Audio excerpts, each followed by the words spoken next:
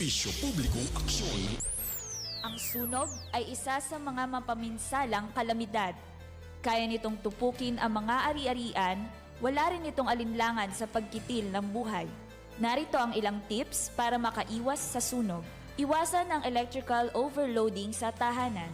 Tanggalin din sa plug ang mga kagamitang elektrikal, gaya ng TV at plancha matapos itong gamitin. Tiyaking walang tagas o leak ang mga stove o LPG sa inyong bahay. Ilayo ang mga bata sa mga bagay na madaling magliyab gaya ng posporo, kandila at lighter. Siguraduhin hindi nila maaabot ang mga ito. Huwag iwang nakasindi ang mga kandila o katol. Laging i-check ang mga linya ng kuryente sa tahanan. Agad ipaayos sa electrician kung may pinsala. Maglagay ng mga numero ng fire department sa inyong cellphone o telephone directory. Sa panahon ng bagyo at sakuna, iba pa rin ang alisto at handa. Paalalang hatid ng himpilan ng Far East Broadcasting Company, Philippines.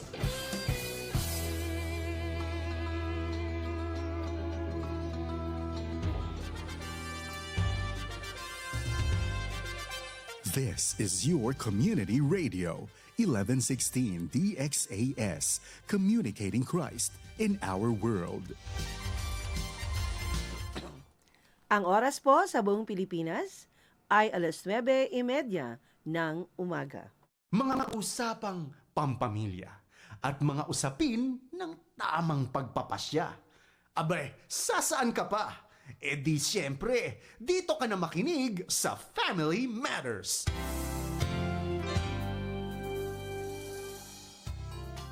Magandang umaga po sa inyong lahat at welcome dito po sa ating programang Family Matters. Ako po si Marlene Cruz. Ako naman si Lola Seni. Para sa isang oras ng kwentuhang pang-pamilya. Pag-uusapan po natin ngayong umaga ay tungkol sa tulog na mahimbing, masaya ang gising. Ganda ng topic natin ngayon. Oo, talagang ang tawag dito, Lola Sen? Ano ba? Angkop na angkop para sa ating mga elderlies.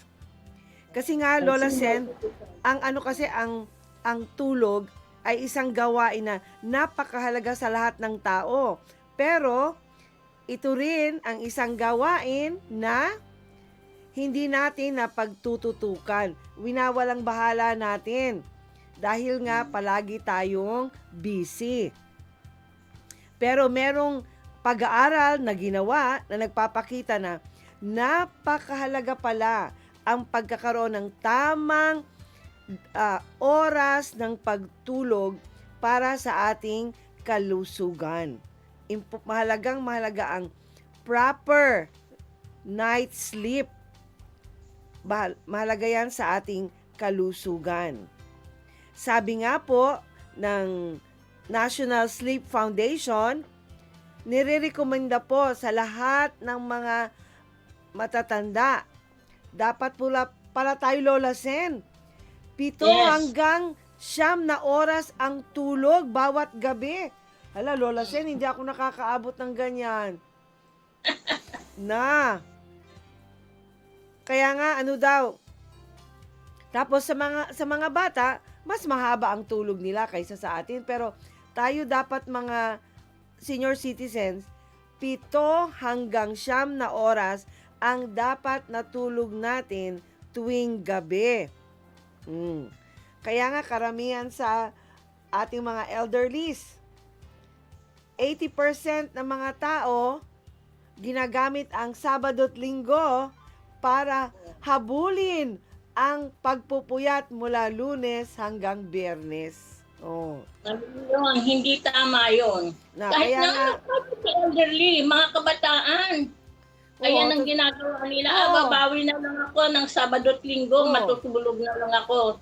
Naku, mali yan. Sabi ko sa number 1 niya si JC, pupuyat. Tapos pagdating ng Sabado at Linggo, babawi ako mama. Ay naku, hindi ganyan ang proper way ng ng sleep Dapat 7 to 9. hours dapat ang sunod tuloy-tuloy na tulog natin. Hindi lang kami mga elderly. Kayong mga kabataan, umpisahan na ninyo. Yan ang inaano ko lagi sa kanya, pinapaalala. Kasi nag-start siya ng mga karamdaman yung puyat. Oo, totoo yan. Napakalaking bagay yan. Yung tulog natin ng tama sa oras, malaking tulong yan para gumanda yung ano natin, yung aura. Yes, totoo yan. Gumanda ang buhay natin. Oh, Lola Sen, anyayahan nyo sila na sumali sa ating kwentuhan. Dahil bubunuin natin ngayon kung ano ang dapat natin gawin para ang aura natin ay maganda. Sali po kayo sa ating kwentuhan. Mag-text sa 0916-296-6625. Pwede din mag-comment sa ating FB page sa 1116 DXCS, your community radio. Pag-usapan po natin ngayon, ano-ano dapat ang ating gawin para po magkaroon tayo ng tulog na mahimbing para siguradong paggising ay masaya. Sige Lola Sen, umpisa natin. Ganda nung natin, tulog na mahimbing, masaya ang gising. Diba? Totoo yan. Kaya lang, kagabi, talagang nasira ang aking tulog. Bakit Lola Sen? Anong nangyari? Before 6 dapat, or 7, nakakain na. Hindi agad ako sabi ko, lang ako, maggagatas, at saka bread. Naku, nung mga bandang 11, kurog-kurog na, para kung blote yung santo. Kumukulo na. Sabi ko, Jay, nag-rumble yung aking tiyan. So, lang ako, kailangan pala, sa CR. 11:30 na ako nakahiga, naka-start ng mahiga. Tinitingnan ko kasi yung oras ko bumangon ako, tinitingnan ko, kaya sabi ko, naku, sira ang ko ngayon. Family matters pa naman bukas, sabi ko. Kaya pala angkop na angkop ang ating topic sa naranasan mo kagabi, ha? Kaya nga, sabi ko, naku, aral na ito, ayoko na, hindi ko na gagawin yan. Before 6 or 7, kain na talaga. Correct ka dyan. Ang tulog po ay service, ha? Service ng katawan. Sa ating mga lolo at lola, ang tulog ay hindi po sinasabing pagsasayang ng oras. Kundi ito ay oras kung kailangan mag-repair ang ating katawan. Kailangan ng katawan natin kasi talaga ng pahinga. Kasi marami sa ating mga senior citizen na nagsasabing, ayaw ko nang matulog ng matagal. Sayang ang oras. Na kalimitan natin yung naririnig. Kasi sasabihin nga nila, marami pa silang dapat gawin. Wala kang matatapos na gawain kung matulog ka na matulog. Oo. Workaholic ba yun? Workaholic. Workaholic. Pero dapat natin kasing tandaan na tayo, kahit tayo ay natutulog, nililinis ng ating utak ang mga toxins na naipon sa maghapon. Kaya nga po, wag niyong isipin na matutulog ako pero mga alas 12 na, mga alauna ng madaling araw. Hindi po tama. Tulad na nabanggit ko kanina, dapat po ang tulog natin 7 hanggang 9 na oras tuwing gabi. Kasi nga, yan po ang pagkakataon na habang tulog tayo, nililinis ng ating utak ang mga toxins, yung mga dumi na naipon sa maghapon nating pagtatrabaho. Dapat po talaga sapat na tulog ang kailangan natin. Bakit? Mahalaga to. Para maiwasan natin ang pagiging makalimutin. Dementia baga. Lola Seni. Alzheimer's. Yes. At paglabas ng sakit sa puso. Kaya pala kulang sa tulog. Isa pala yan sa dahilan na. Kaya, totoo, ang tulog ay isang service sa ating katawan. Isipin na lang ninyo, kung tama o sapat ang tulog ninyo tuwing gabi, maiiwasan ninyo ang pagkakaroon ng demensya o pagiging makalimutin. At isa pa, maiiwasan ang pagkaroon ng sakit sa puso. Alam mo, Lola Sen, wala yan sa lahi namin yan sakit sa puso, pero nagkaroon ako yan dahil sa kulang ng tulog. Aminado ako dyan. Aminado ako. Kaya nung huling na huling hospitalization ko, Lola Sen, nagulat ako nung sinabi ng doktor na kailangan po ninyo magpa 2D echo. Sabi ko, bakit? Wala man ako sakit sa puso. Ano po, yung nararanasan nyo ngayon, gusto namin malaman kung meron ba kayo na lumabas na isang dahilan, yun nga, minsan 5 oras na lang man ang tulog ko, minsan 4 na oras. Oh. Yan, kaya yan ang nagiging dahilan ng paglabas ng sakit sa puso. Kaya tandaan natin, Lola Sen, ang tulog ay hindi katamaran, ha? Hindi yan katamaran. Ito kailangan ng ating katawan. Hindi siya hindi siya katamaran. Ito ay maintenance para tumagal ang ating makina. Ang ating makina, ang ating katawan, yan ang ating dapat ingatan. So tandaan natin, magkaroon tayo ng sapat na tulog. Ilang oras nga, Lola Zen? 7 to 9 hours. Oh, natulog sa gabi, ha? Hindi sinasabing tulog sa tanghali o tulog sa hapon. Hindi. Tulog sa gabi. Okay. Yan ang una. Sabi ngayon sa key verse natin, sabi dito, sa kapayapaan ay mahihiga ako at agad makakatulog sapagkat ikaw lamang, O Panginoon, ang nagpapanatili sa akin sa kaligtasan. Nasa yun? Awit 4, verse 4. Verse 8, Lola Sen, 4:8. Verse 8. Awit 4, verse 8. verse. Ulitin mo nga. Okay. Yung sinabi ni Lola Sen mula sa Awit, Kabanata 4, versikulo 8. Sa kapayapaan ay mahihiga ako at agad makakatulog. Sapagkat ikaw lamang, O Panginoon, ang nagpapanatili sa akin sa kaligtasan.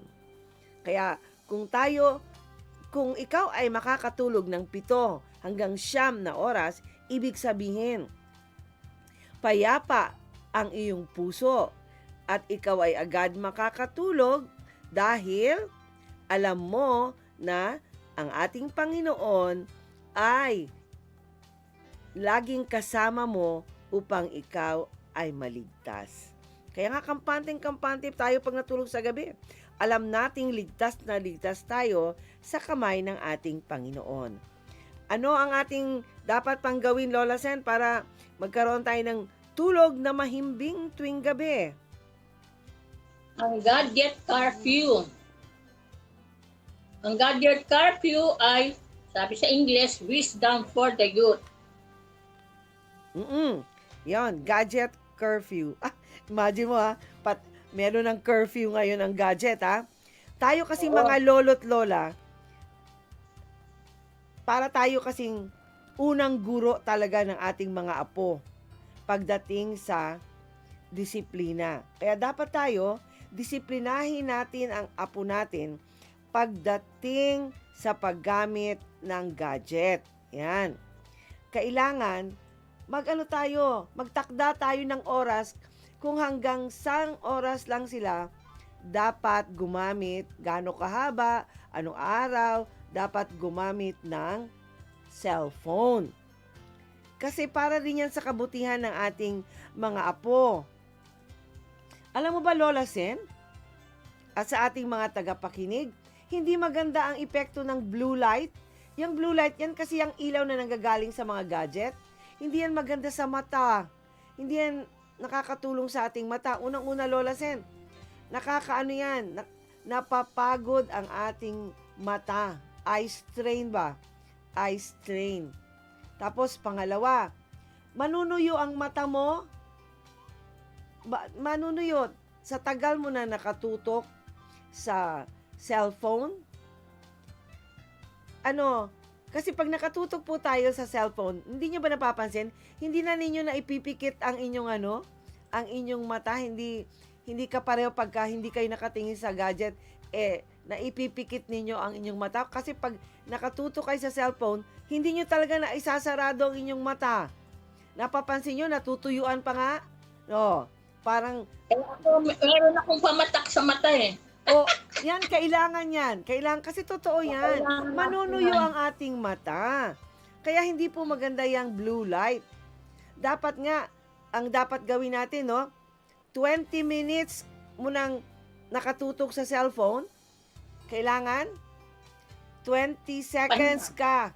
Mag-stop ka muna. After 20 minutes, kailangan tumingin ka. Tumingin ka sa mga bagay na sa paligid mo na hindi sa cellphone nakatutok for 20 seconds. Exercise yung mata. Close open.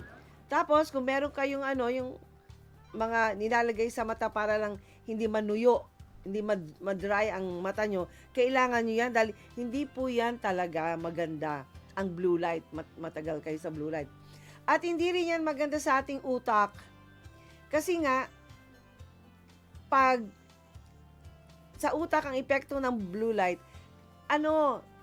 na puprohibit ba, nasusupress ang reproduction ng melatonin sa atin. Kasi nga, yung melatonin yan tumutulong sa atin para matulog ng mahimbing. Na pag nakatutok ka ng matagal sa cellphone, yun, nasusupress, napipigilan ang pagpo-produce ng melatonin sa ating utak. Kaya, hindi po yun maganda. Kaya ano nangyayari? Hindi kayo makatulog. Hindi kayo makatulog. Yan po ang hindi magandang epekto ng blue light. Kaya, dapat, isang magandang solusyon dyan, ang pagkakaroon ng tinatawag na gadget curfew. Kung baga, magtakda kayo ng oras kung alimbawa, kasi sa Lola Sen, sa mga apo ko, Monday to Friday, Monday to Thursday, hindi pwedeng mag-cellphone sa gabi. Hindi pwede. Ibibigay lang ang cellphone sa kanila Biyernes ng hapon. Tapos kukunin uli, alas 9 ng gabi. Yan. At ibibigay na naman kinabukasan, Sabado. Kumbaga, magtakda kayo ng oras. Kailangan talaga may curfew. Kasi nga, hindi po maganda ang epekto ng blue light sa ating mga mata at sa ating utak. Kaya, Lola Sen, tayo. Kasi sabi dito, Ate Marlene, maging sleep model. Oo, no? Yes. Ikaw ba sleep model ka ba? Ako parang pinipilit ko pa. Sleep model ako pagkasama ko mga apo ko. Pero kung ako lang mag-isa, hindi ako sleep model. Kaya nga, dapat, pero ngayon, dahil napag-usapan natin to, kailangan ang sinasabi natin, Lola Seni, dapat ginagawa natin. Kaya kailangan gagawin ko na rin ito. Dapat... Kasi ikaw may kasama kang apo sa bahay. Oo. Yung anak ko, kahit gabi na, kaya naglalagay na lang ako ng unan sa tenga. Saka yung towel ko sa mata. Oo. Kasi sabi ko, JC, patay mo na yung TV. Hindi ka makatulog, no? Kaya nga, tayong mga senior citizen, magpatupad po tayo ng gadget curfew sa ating bahay. 1 oras bago matulog, dapat bawal na ang cellphone. Ipakita po natin sa ating mga apo at mga anak na mas masarap ang gising sa umaga kapag maaga matulog sa gabi. Yan. Ang puyat sa gabi, Lola Sen, no? Ang puyat sa gabi ay nakakabawas ng talino sa umaga. Totoo yan, Lola Sen. Kasi nga, kung puyat ka, ang ginagamit na termino ng mga bagets ngayon, bakit ka ba parating loading? Di ba? Hindi mo ba mamagets kagad? Kasi nga, puyat ka, parang ang bagal mo mag-isip, so naglo-loading ka pa. Kaya nga, nabawasan ang iyong talino. Naglo-loading yan. Yan ang tawag Parang cellphone naglo-loading. Ay, kalimita pa ni marinig sa aking mga apo. Pag tinatanong mo, Teka, naglo-loading pa ako. Loko talaga, no? So, tandaan nyo, ang unang dapat nating gawin para magkaroon ng tulog na mahimbing, ano yun, Lola Sen? Kailangan magpapatupad ng gadget curfew. Curfew. At kailangan isipin natin, mindset dapat natin na ang tulog ay service ng katawan. Pangatlo, anong pangatlong dapat natin gawin, Lola Sen? Pangatlo? Oo. Paglikha? Pangatlo na tayo na dapat natin gawin. Anong dapat likhain natin? Muna tayo? Mag-break muna tayo. Sige. Mag-break po muna tayo sandali at magpapatuloy ang ating topic tungkol sa tulog ng mahimbing, masaya ang gising. Magbabalik ang Family Matters dito sa 1116 DXAS, your community radio.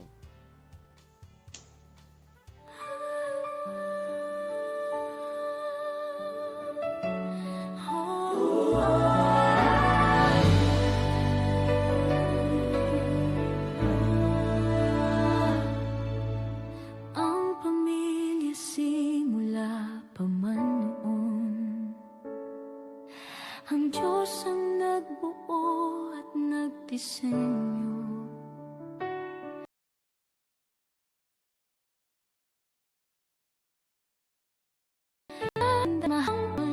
Tayo ay bahagi ng dakila niyang plano.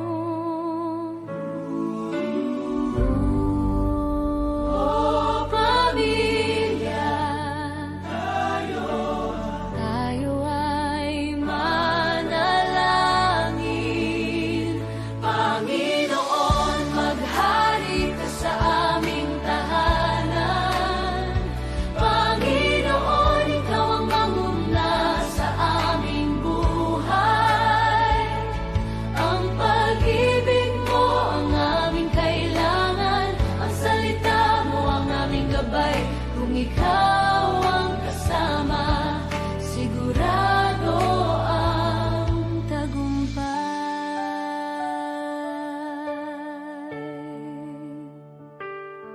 Sa gitna ng pagod at ingay ng mundo, may isang silungan na laging totoo. Hindi man perpekto at minsan hindi nagkakasundo, babalik at babalik pa rin sa'yo.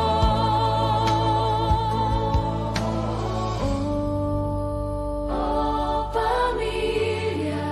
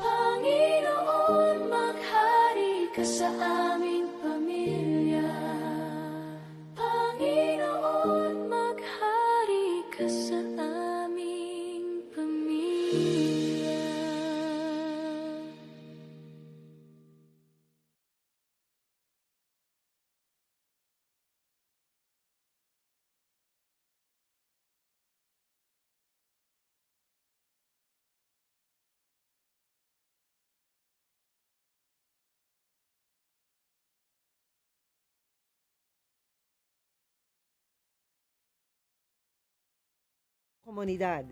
Ito po ang programang Family Matters at kami po ang inyong mga kasama, Ate Marlene, Ako po naman si Lola Seni. ang DXAS ay isa sa mga himpilan ng Far East Broadcasting Company at kasapi sa kapisanan ng mga broadcaster ng Pilipinas. Ang FEBC ay isang non-profit, non-commercial at donor-based radio station.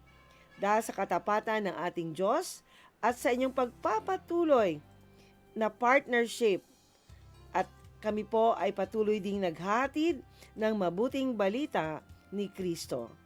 Inanyayahan po namin kayong lahat na maging bahagi ng ating radio ministry. Iscan lang po ang QR code ng aming GCash o bank account para sa inyong mga donations. Please send us a message para ma-acknowledge po namin ang inyong mga donations.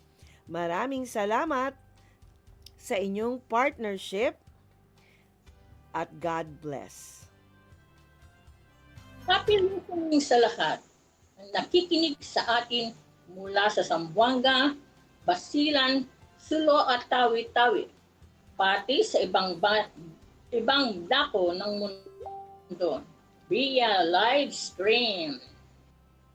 Oh, meron ka bang babatiin na may birthday ngayon, Lola Sen? Oh, sino gusto mong batiin, Lola Sen? Meron? Ano na lang, Aris Clan, Strada Clan. At saka salamat sa Panginoon kasi nakalabas na si Bear Caspi. Ah, At praise the nakapagsimba Lord. na siya. Nung Sunday, nakapagsimba na, nakakalabas na siya. Ay, praise the Lord Yung talaga. sa aking pamangkin na nasa probinsya din na ospital yan eh. Si Margarita Adagaw. Yung isa rin sa Aris Clan. Anak nung kapatid namin panganay. Oh, get well soon, Margarita. Oh, binabati ko rin ang ating ilan sa ating mga listener na sina Edna Marcelo, Edmond Garcia. Marami pong salamat sa inyong pagtangkilik sa aming programa. Yung Saik Church, men and women. Binabati ko kayong lahat yan. Oo nga. Nami-miss ka na nila. Oo, Kaya- miss ka na nila. Sa GC nga nag-ano kami. Ah, may communication pa kayo? Okay. Meron kami GC. Okay. Ipagpatuloy po natin ang ating talakayan sa ating paksa na tulog na mahimbing, masaya ang gising. Anong ikatatlong dapat gawin natin, Lola Sen, para makasigurado tayong ang ating pagtulog ay mahimbing? Paglikha ng santuaryo ng pahinga. Oh, mahalaga yan. Oo. Kaya importante yung sleep environment. Ano ba ang dapat meron sa ating kwarto, Lola Sen? Sa kwarto natin. Para masiguradong mahimbing ang ating tulog, dapat ang kwarto ng mga senior citizen ay madilim, tahimik, at presko. So, ibig sabihin, ang tawag dito? Nakakalabas-pasok ang hangin. Yes.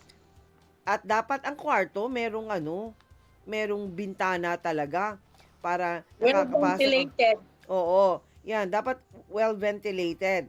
Ngayon, kung gumagamit sila lolo at lola ng electric fan ba o aircon, dapat po na tututukan din ninyo na nalilinisan yon every now and then ang air condition at ang electric fan para masiguradong malinis ang hangin na lumalabas mula sa aircon at sa electric fan.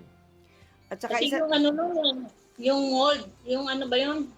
Yung dumi nagiging cause ng mga allergy. kaya nga pinapaalala natin sa ating mga caregivers at saka sa mga anak at sa mga apo na dapat sinisigurado ninyong minomonitor ninyo kung kailan huling nalinisan ang air condition o electric fan sa kwarto ni lolo at ni lola.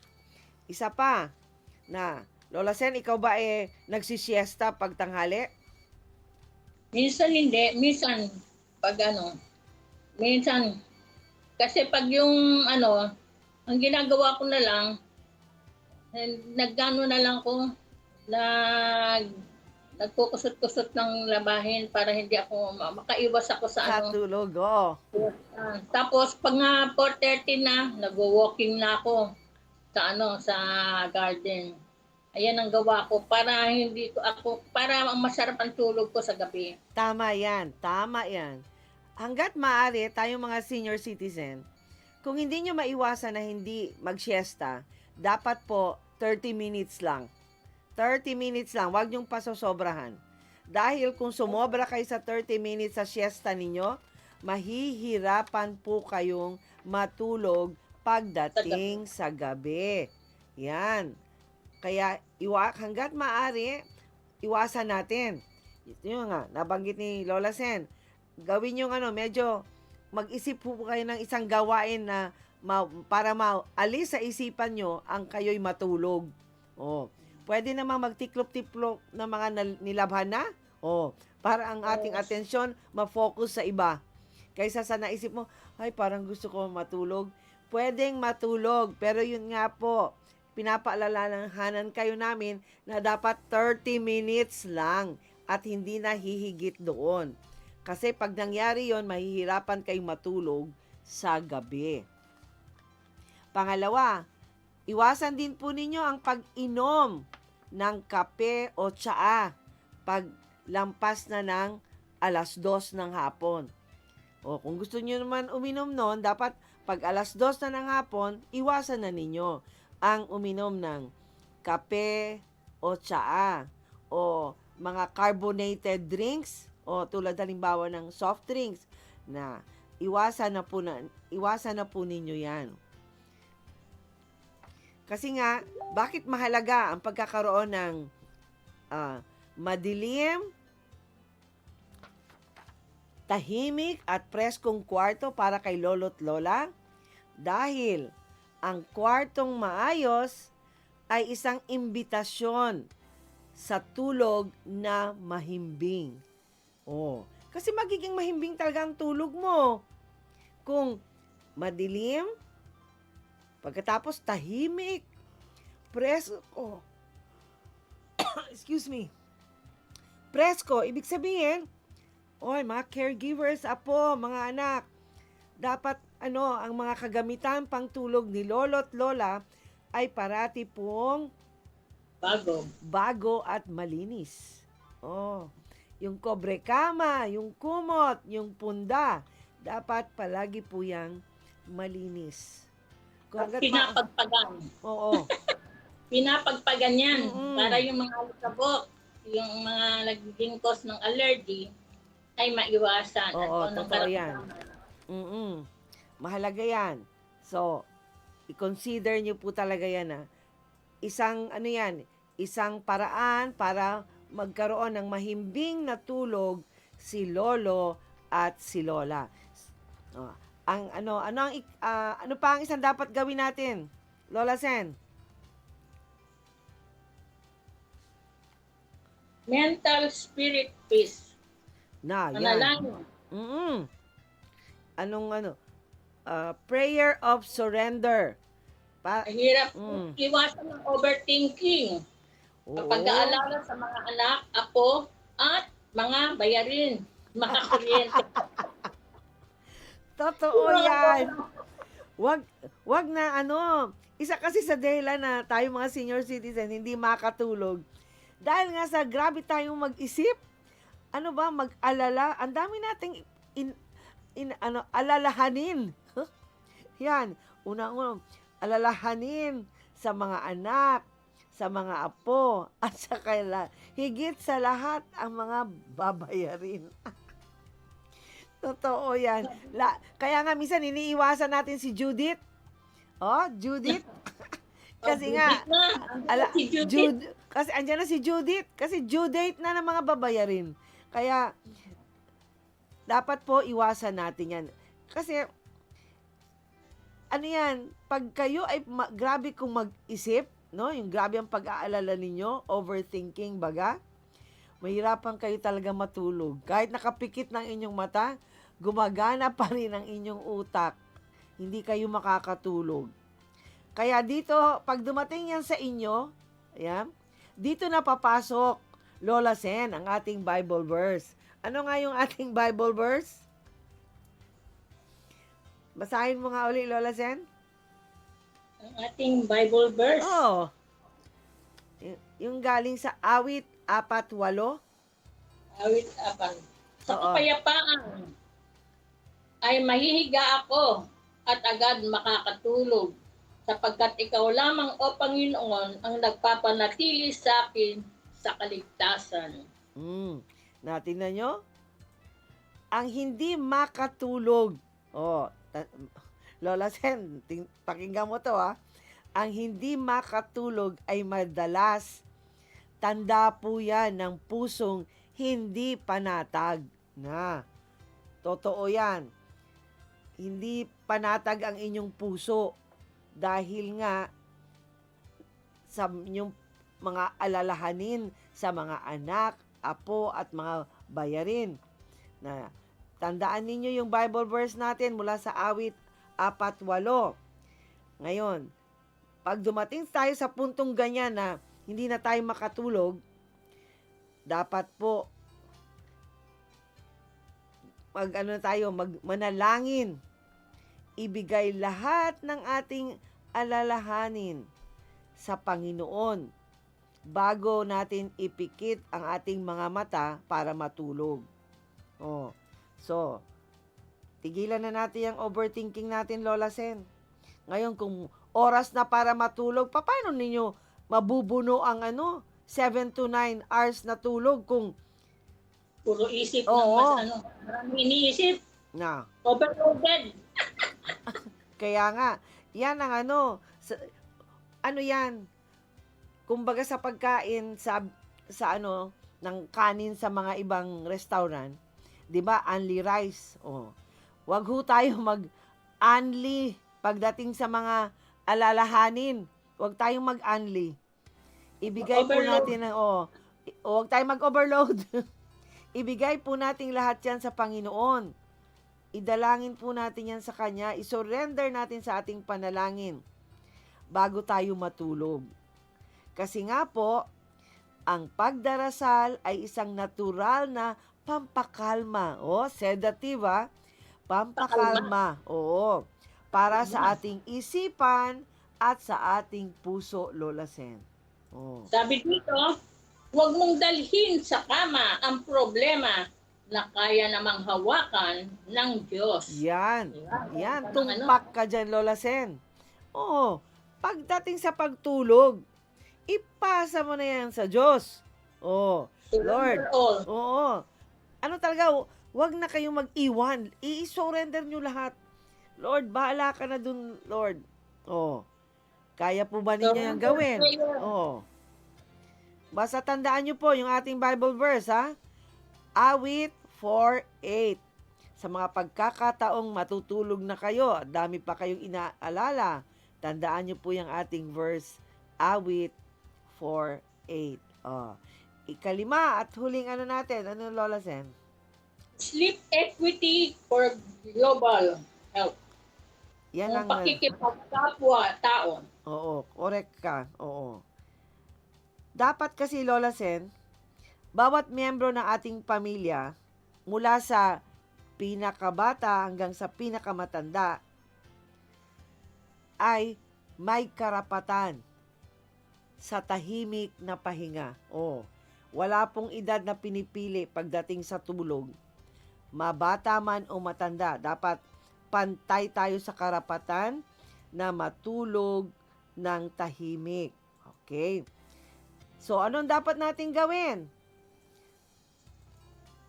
Paalalahanan po natin ang ating mga kasama sa bahay na huwag maingay, huwag magbidyoke, huwag palakasin ang tunog ng TV kapag natutulog sina lolo at lola. O kahit na sino, Basta merong natutulog, huwag pong mag-ingay. Bakit?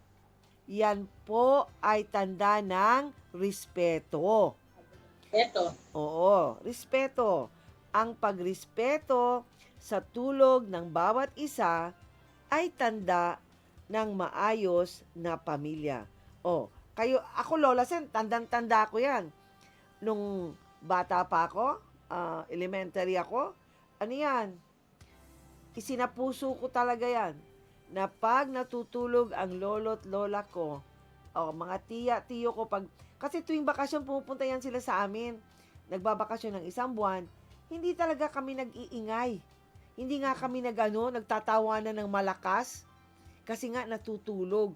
Kung gusto man namin magkwentuhan ng malakas ang boses, bumababa kami. Hindi kami doon na alam naming madidisturbo ang tulog ng aming lolo't lola, mga tiyo at saka tiyo. Oo nga, Ate Marlene, ganyan din si Lloyd at si Daisy nung maliliit pa sila. Pag hapon. Natutulog ako walang mag-iingay. Kahit walang kakatok sa kwarto. Tapos maya-maya naririnig ko yung mga kalaro nila. Sinatutulog si Mama. Sabi niya, wag silang istorbohin. So dapat meron tayong rules sa loob ng bahay para yung mga bata, nila yun, matatandaan nila yun. Diba? Oo, tama. At saka isa pa, tulad ng sabi mo, unang guro tayo, dapat magandang modelo tayo. Kung ang mga bata naman ang natutulog, na tayo mga lolo't lola, hindi din tayo dapat mag-ingay. Hindi tayo mag-iistorbo sa tulog nila. Kasi minsan, pwera na lang kung talagang napakahalaga na distorbohin natin ang ating mga apo, yun, pwede.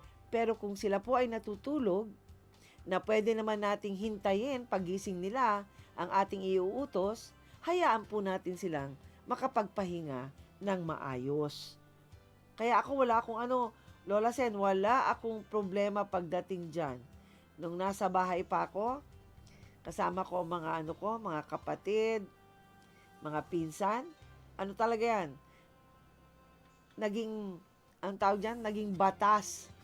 Naging batas sa bahay na pag may natutulog, huwag mag-ingay. Yan. Oo. Kasi nga, kaya nga talagang tumpak talaga ang nagsabi ang pagkakaroon ng respeto pag may natutulog ay tanda ng maayos na pamilya. No? Ang ganda talaga. Tapos sasabi mo, tulog lang yan. Hindi Hindi lang tulog lang. Hindi ganun. Mantaki mo ang malaking papel na ginagampanan ng pagtulog. Nakita nyo ang kahalagahan nito? At Marlene. Yes. Kahapon kasi, nagising ako ng 6:30. Ginawa ko, bumangon ako, nag-walking ako. Hindi nung natapos ako, 7:30. Oo. Sabi si JC, hindi ko ginigising, ang sarap ng tulog. Mama, anong oras na? 7:30. Ba't di mo ako ginising, may pasok ako. Ang sarap kasi ng tulog mo Kasi yan, pag ayoko nung istorbo siya. Oo. Sabi niya, alam mo naman, 9:00 pasok ko. Sabi ko, sige na, mag-prepare ka na. Nag-walking kasi ako Sabi ko sa kanya. Sabi niya, natutuwa nga siya. Sabi niya, mabuti na lang mama. Hindi ka na, yung meron na daw akong schedule ng walking ng morning. May schedule din ako ng walking in the afternoon. Napakalaking tulong kasi yun sa bilang senior citizen. Kasi nga, Lola Sen, naaayos mo ang mga gagawin mo sa buong araw pag kumpleto ang tulog mo sa gabi. Kasi kaya nagagawa mo yan. Kasi nga, kumpleto ang tulog mo, 7 to 9 hours. Kaya na itatakda mo ng maayos ang mga dapat gawin mo sa araw na yon. Tsaka nakakapag-isip ka talaga ng mabuti. Tulad nga ng nabanggit nating kanina na ang pagtulog ng maayos ay nakakapag-iwas ng pagiging malilimutin o demensya. Oh, tingnan nyo? Kaya, ano ang dapat mga practical action na dapat gawin natin? Kasi dito, Ate Merlin, ang tahimik na bahay ay tanda ng pagmamahal sa kalusugan ng bawat isa. Yes, tingnan nyo. Napakaganda talaga.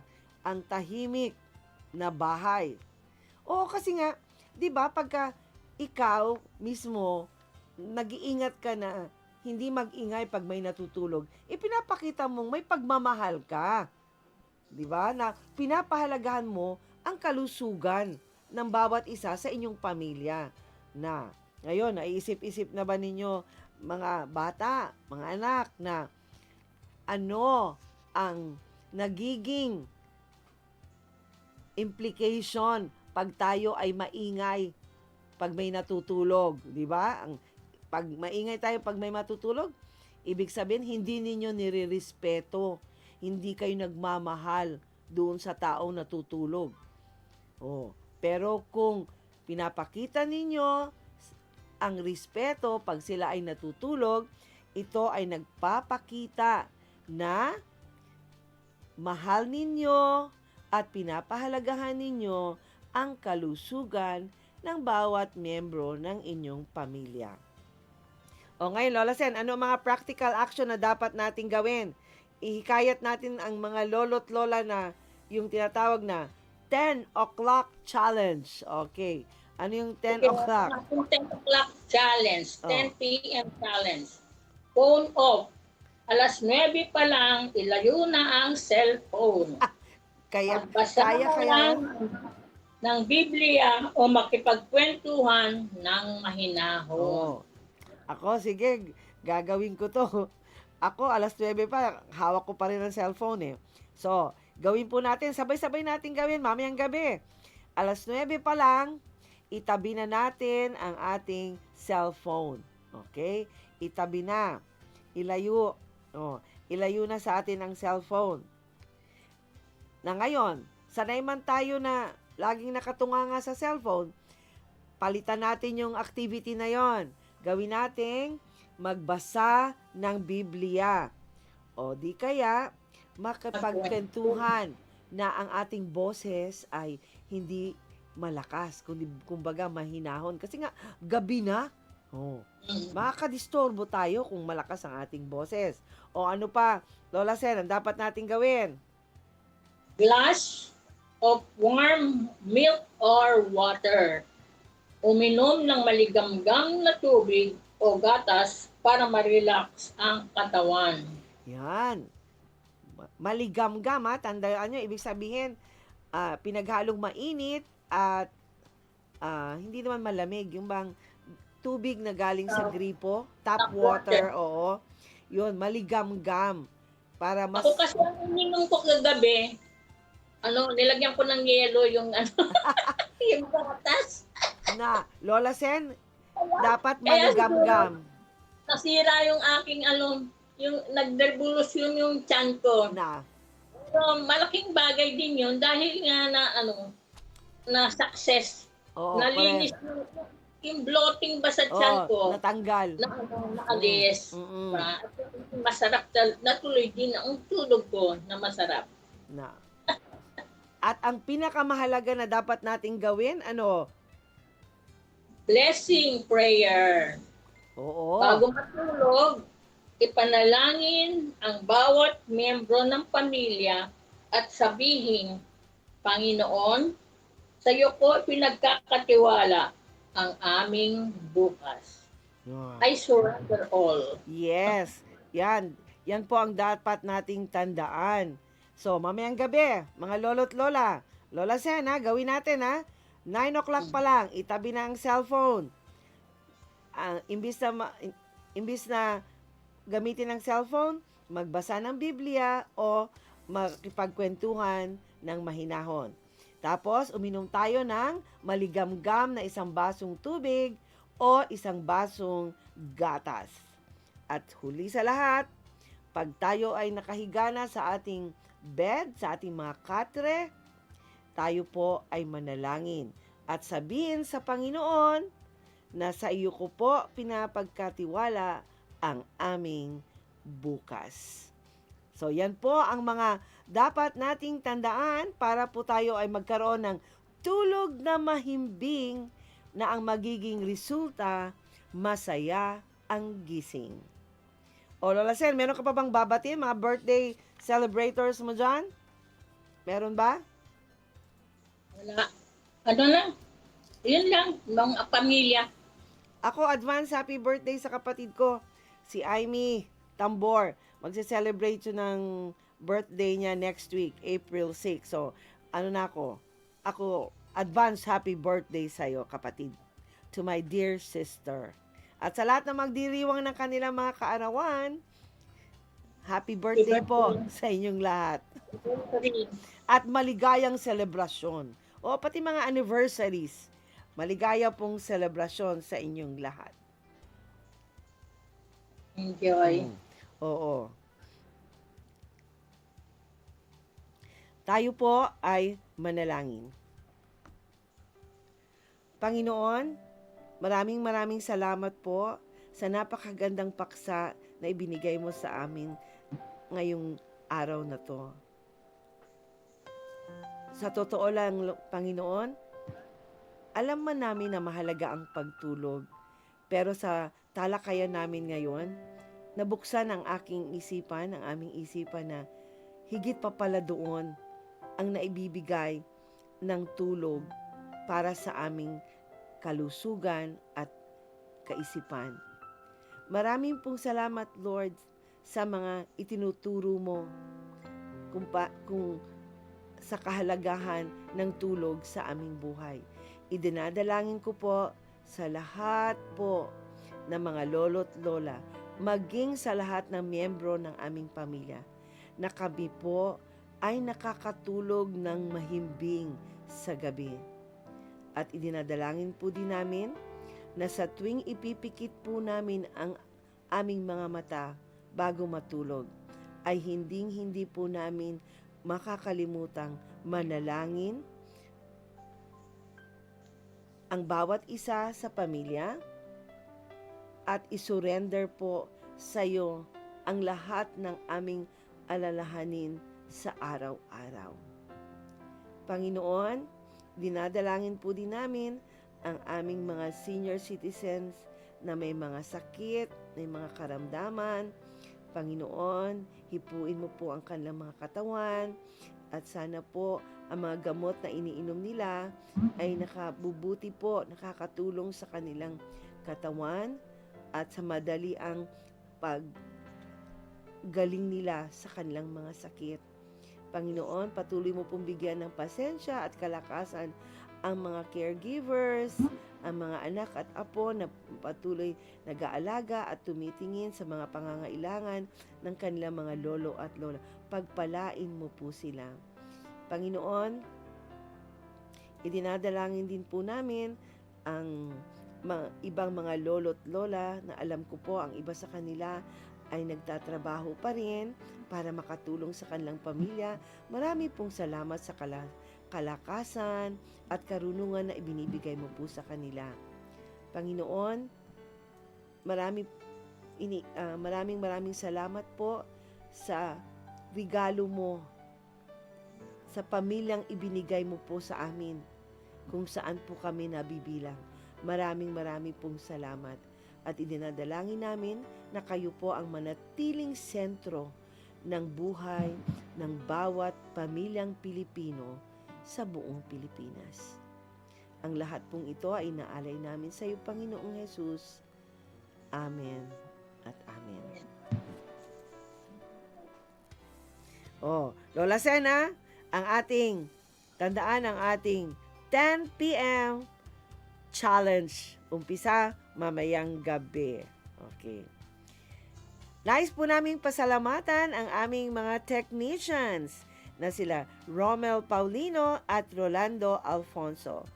Abangan po ninyo ang susunod na programang Radyo Sin Kauman, kasama po si Uto Mubin. Tandaan ninyo, tuwing alas 9 ng umaga, Lunes hanggang Sabado, ay mapapakinggan ang Family Matters. Ako po si Ate Marlene. At ako po naman si Lola Seni. Ang Family Matters ay kasama ninyo sa pagtataguyod ng pamilyang Pilipino.